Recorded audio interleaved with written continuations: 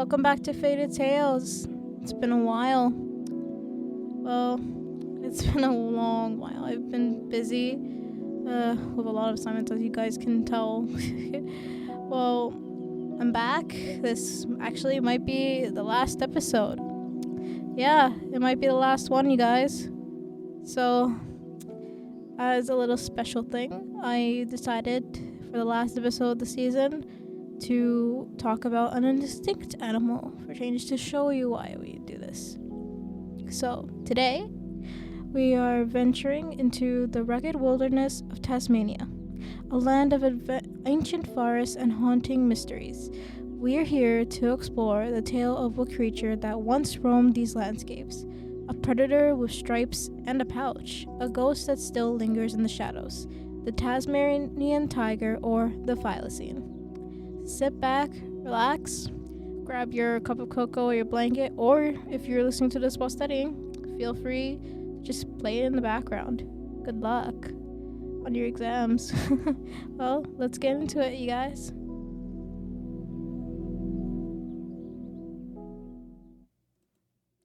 Alright, let's delve in. So, let's delve into the scientific name itself, Phylacenus cynocapuleus, or Phylacenus, or Thylacine. It's known mostly as the thylacine, actually, but full name, Phylacenus.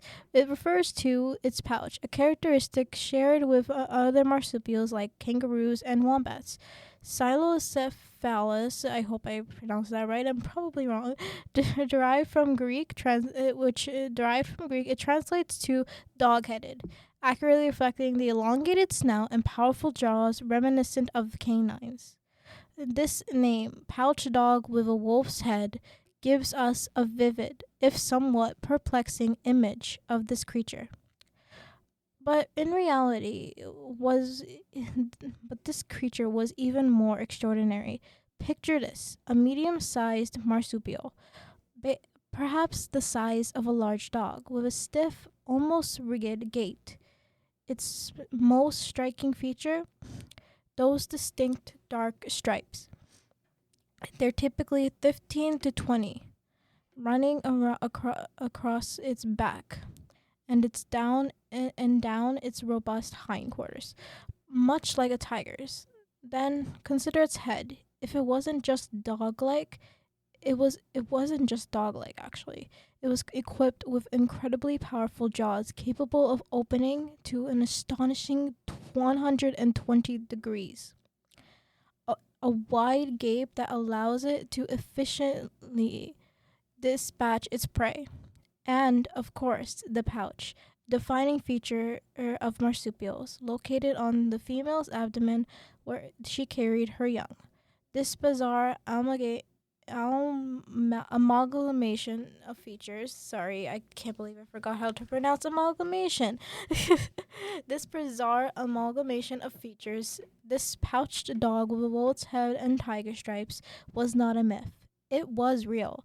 It was a real, thriving animal that roamed the Australian and Tasmanian landscapes for millennia. Now, let's get into the story of the thylacine. To truly understand the thylacine story, we need to journey back tens of thousands of years ago, to a time when the world looked vastly different. Imagine a vast continuous landmass connecting what we now know as mainland Australia and the island of Tasmania.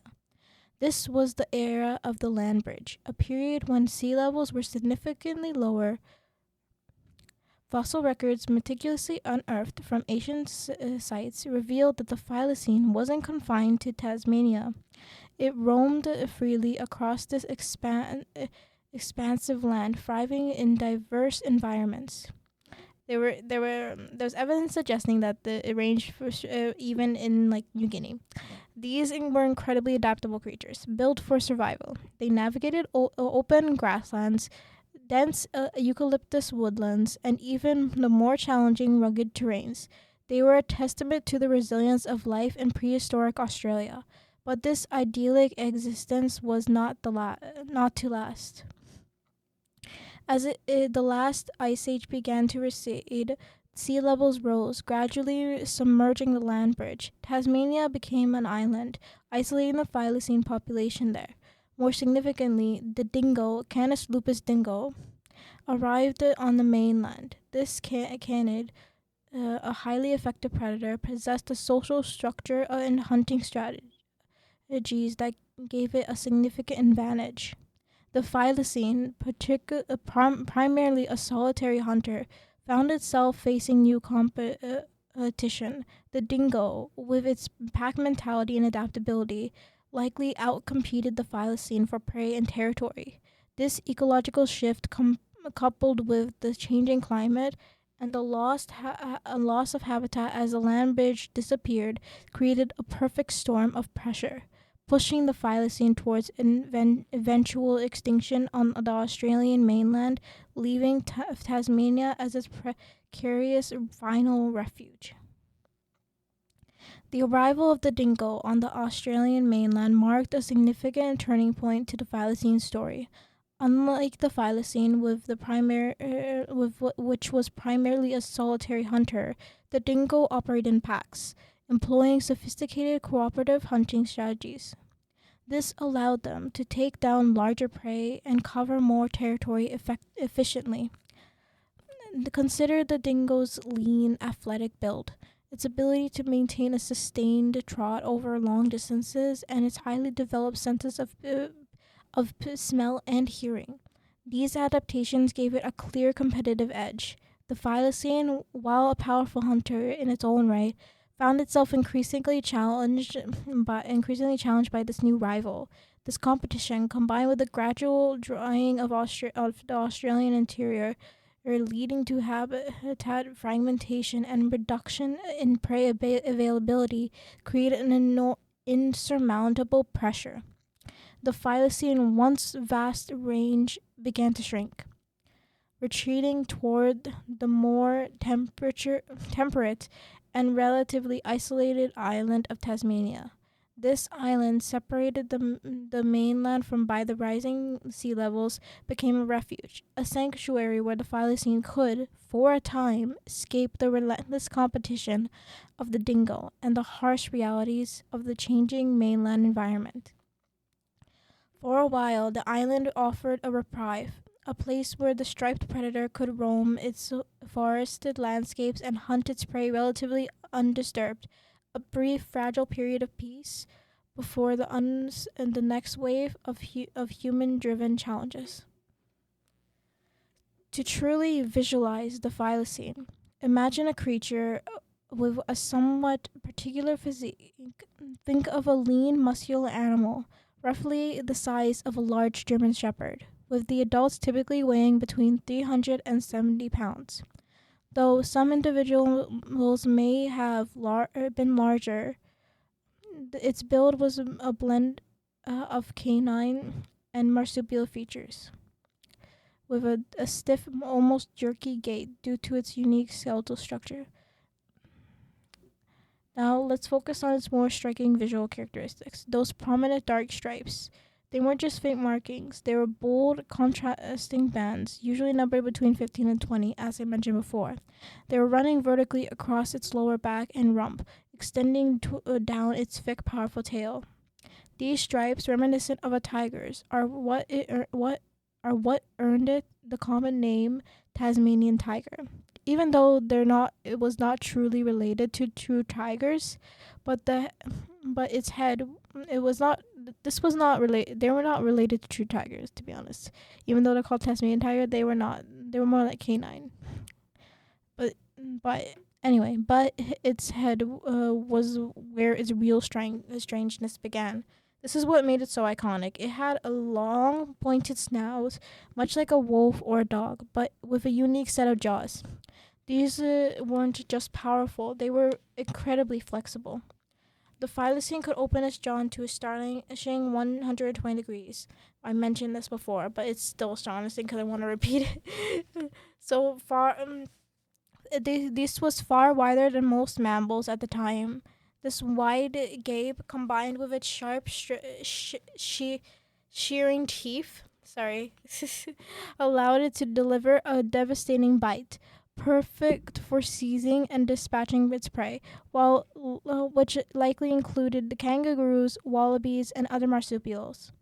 Its powerful jaws combined with a strong neck would have been able to make short work on its prey. And let's not forget the other marsupial aspects. Meanwhile presents a pouch on the animal. I've mentioned this before. I don't know why I keep mentioning it, but I love this animal so much. Where they carried and nurtured their young, just like kangaroos and koalas. I'm gonna mention more on its prey and its hunting now. So the thylacine, a creature of the night, was primarily a nocturnal hunter. Its large, forward-facing eyes adapted to low light conditions. Imagine it moving through the dense Tasmanian undergrowth, its keen senses of smell and hearing guiding it towards its prey. Its diet likely consisted of various marsupials, as I mentioned just before, from larger prey like kangaroos and wallabies to smaller, more agile creatures like possums and bandicoots.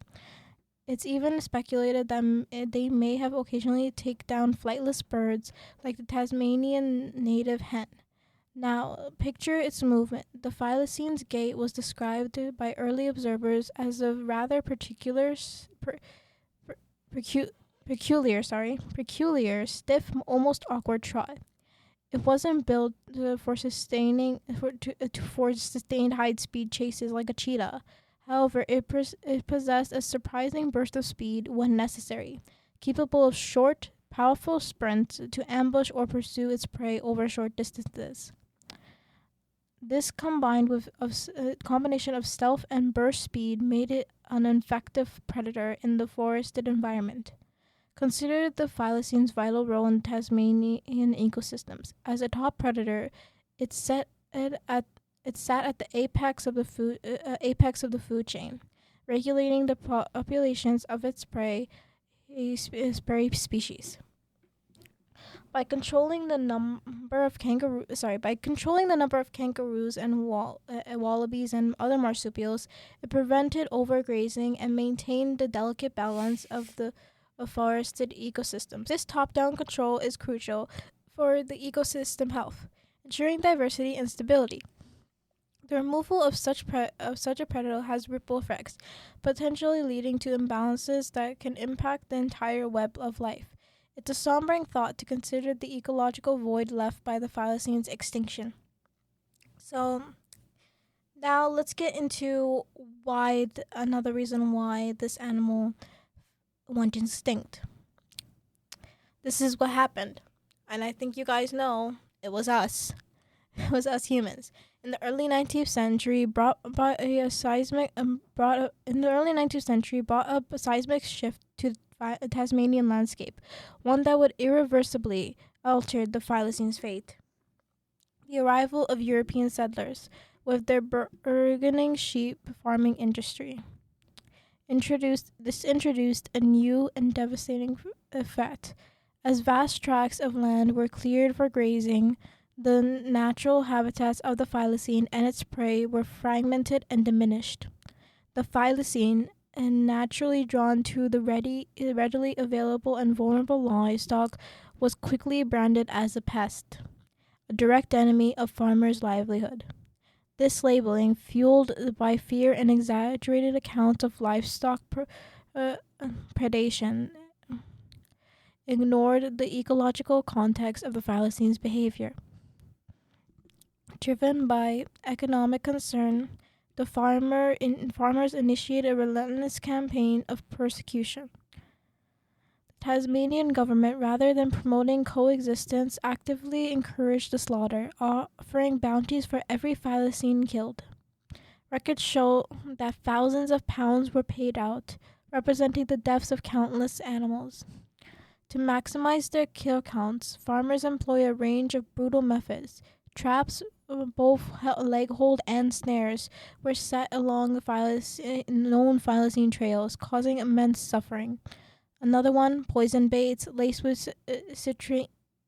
I don't know how to pronounce that one. Citrinine strychnine. Pretty much, okay.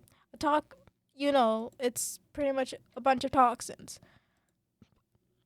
Strychnine. Give me a second. Strychnine. I was right. Okay, strychnine.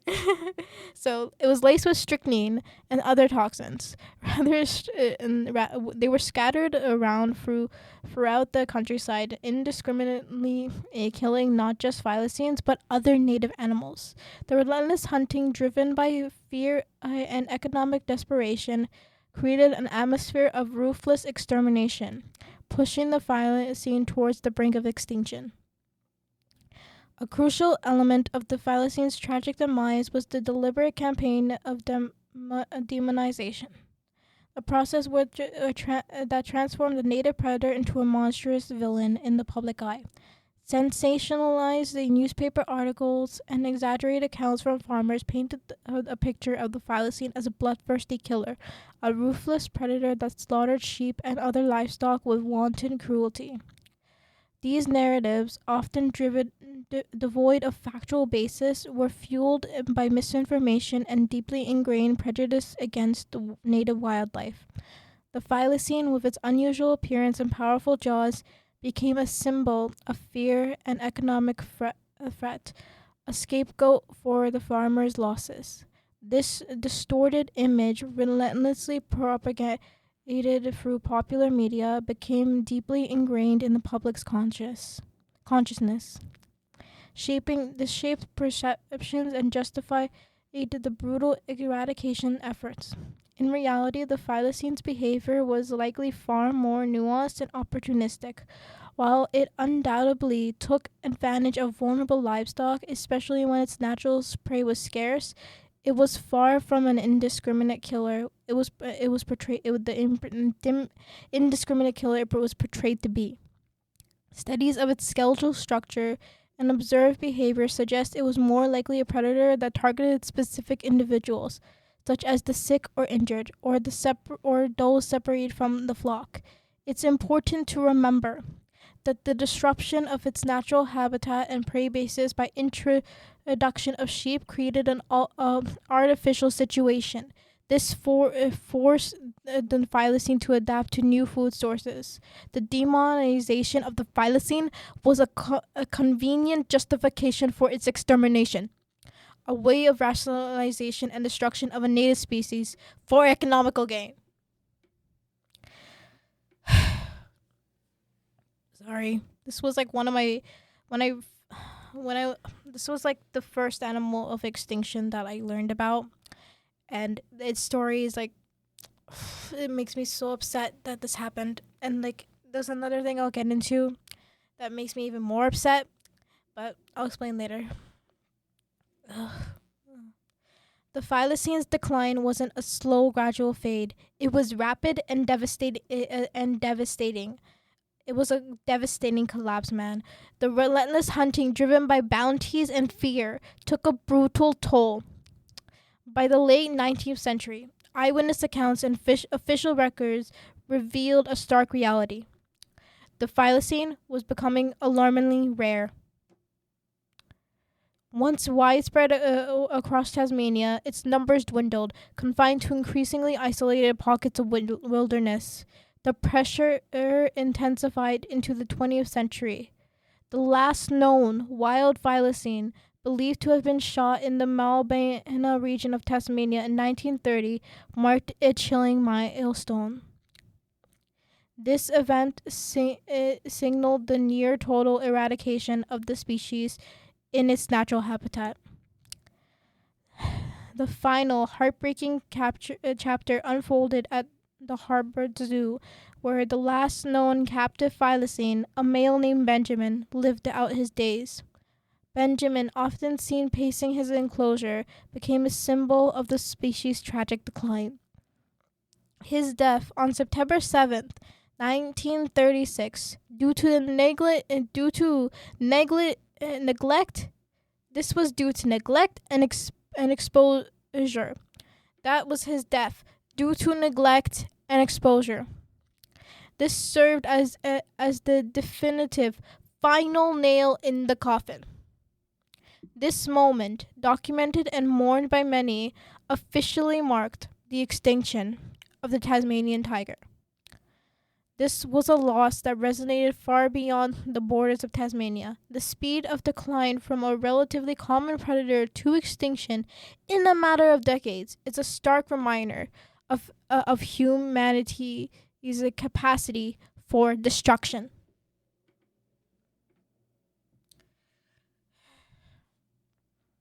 Yeah, we killed it in less than a decade.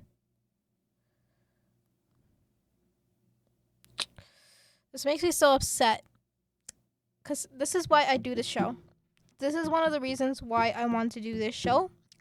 It's because I want people to know that what they're doing is wrong and we need to protect wildlife, because if we don't know what we're doing and we listen, we're ruining everything. We're hurting people. We're hurting animals. And we're still doing this in some parts of the world.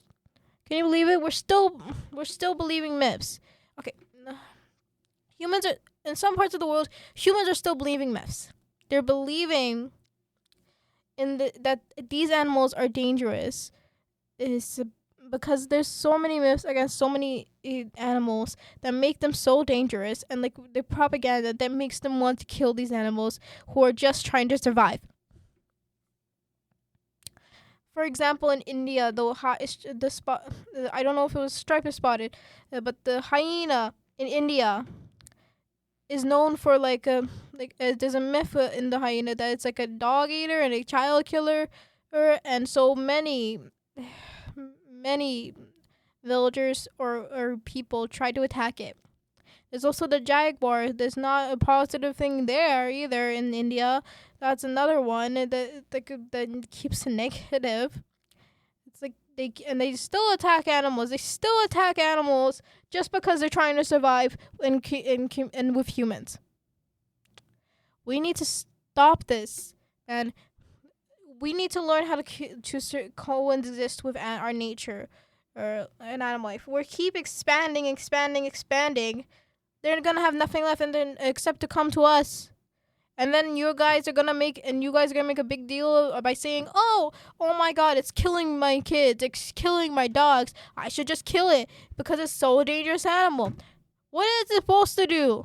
You very much took all of its food away. You took all of its habitat away. What it's supposed to do? What else does it have? Does it have a choice?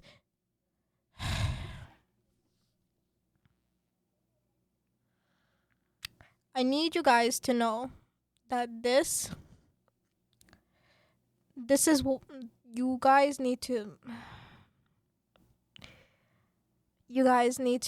understand, that we have control of our own behavior, and we need to know, and we need to educate others that animals are not as dangerous as they seem. There are some that are dangerous, I'm not kidding, but you don't need to go kill them. They're just trying to survive.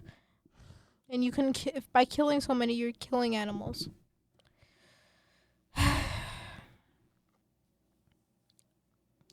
Officially, okay, let me go back to this. Let me go into my presentation voice and try to calm down from that rant and communicate. Officially, the thylacine was declared extinct in 1986, 50 years after Benjamin's death.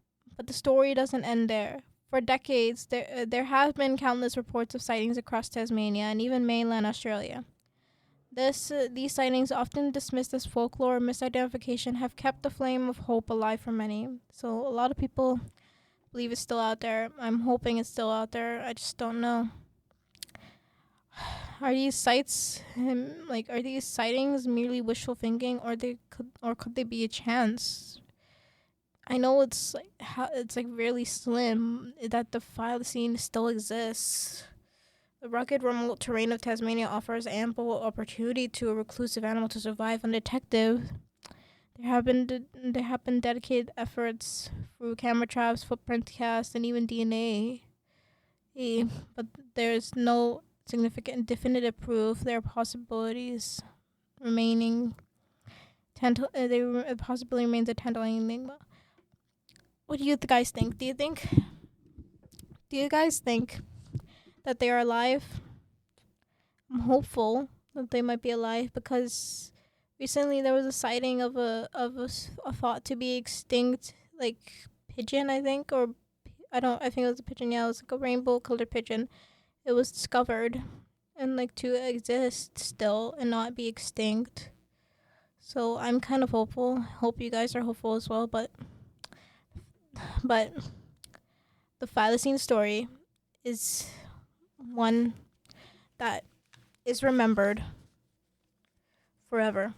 Its story is also one of resilience of a creature that survived for millennia, adapting and evolving in the face of change.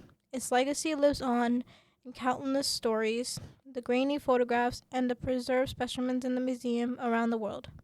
Today, scientists are exploring the possibility of de-extinction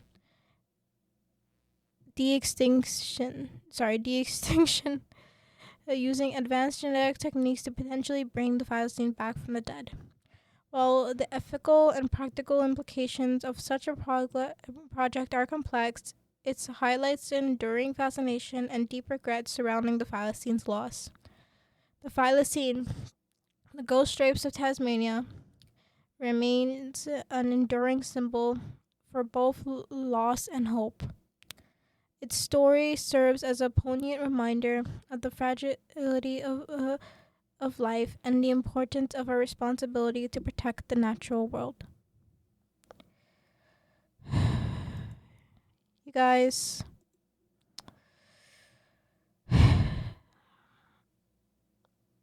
this is like makes me sad. This is why I talk about endangered instead, because just talking about extinct animals, it makes me so sad, man. I don't know what to say, to be honest. I don't want to end it there on such a sad note, but it's also a kind of hopeful note.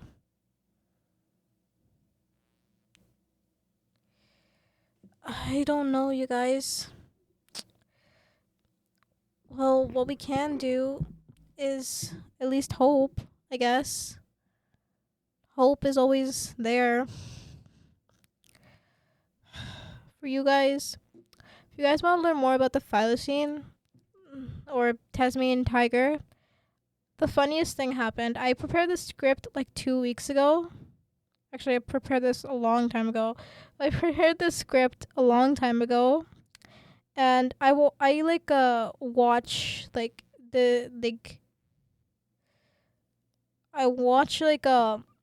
this YouTube channel called Real Silence, like about like animals and all that. They kind of like post stuff, and like 3 days ago, I was on YouTube, and all of a sudden I see the mystery of the Tasmanian tiger. Yeah, my favorite YouTube channel for learning about animals posted like Tasmanian tiger as soon as I'm talking about it, which is kind of funny. But yeah, I would recommend you guys go see that if you want to learn more information about the Tasmanian tiger. And they have like real scientists come and talk about it on her show. I know that. But another thing, if you actually want to see what the thylacine looks like, you can look it up on Google. And you can also, this is actually this video. I know there's a video out there of Benjamin there's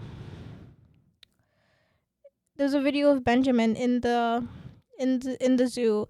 And I didn't mention this before. I don't think I mentioned this in my script. I should have.